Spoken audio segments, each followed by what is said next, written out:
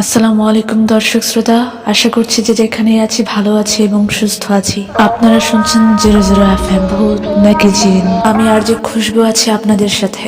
আমেরিকার এক রেডিও শোতে এক মেয়ে তার অভিজ্ঞতার কথা বলেছিল। সে তখন একটা পুরনো ভিক্টোরিয়ান স্টাইলে তৈরি বাড়িতে একা থাকতো।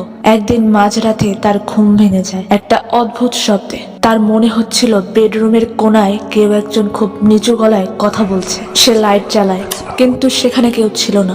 সে ভাবলো হয়তো পাশের বাসার শব্দ। পরদিন সে তার ড্রয়িং রুমে বসে কাজ করছিল। হঠাৎ তার ল্যান্ডফোনটা বেজে ওঠে। সে রিসিভ করতেই ওপাশ থেকে কেউ একজন খুব ভারী এবং কর্কশ গলায় তার নাম ধরে ডাকলো, এমিলি। এমিলি ভয় পেয়ে জিজ্ঞেস করলো, কে আপনি?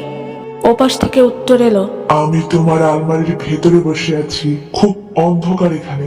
এমিলি সাথে সাথে ফোন রেখে পুলিশে ফোন দেয়। পুলিশ এসে পুরো বাড়ি তল্লাশি করে কাউকে পায় না। কিন্তু তারা যখন বেডরুমের বড় আলমারিটা চেক করে, তখন দেখে ভেতরের দেয়ালের দিকে পেন্সিল দিয়ে নতুন করে লেখা, আমি তোমার ফোনের ভেতরেই ছিলাম। পরে পুলিশ ফোন লাইন চেক করে দেখে সেই ফোনটা আসলে বাইরের কোনো নম্বর থেকে আসেনি। ফোনটা এসেছিল ওই ঘরেরই ভেতরের এক্সটেনশন লাইন থেকে, যেটা সে আলমারির পেছনের দেয়ালের ভেতর লুকানো ছিল।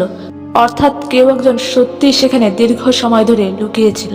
এখন পুলিশদের মতে সেখানে হয়তো কোনো মানুষ ছিল, কিন্তু এমিলি সব সময় তার আলমারিটা খুলতো, কিন্তু সেখানে কেউ ছিল না। এমনকি যখন কলটা আসে তার একটু আগেও সে আলমারিটি চেক করেছিল, কিন্তু কাউকে দেখতে পায়নি। তাহলে সেই ফোন কলটি কে করেছিল? কোনো মানুষ নাকি কোনো অশরীরী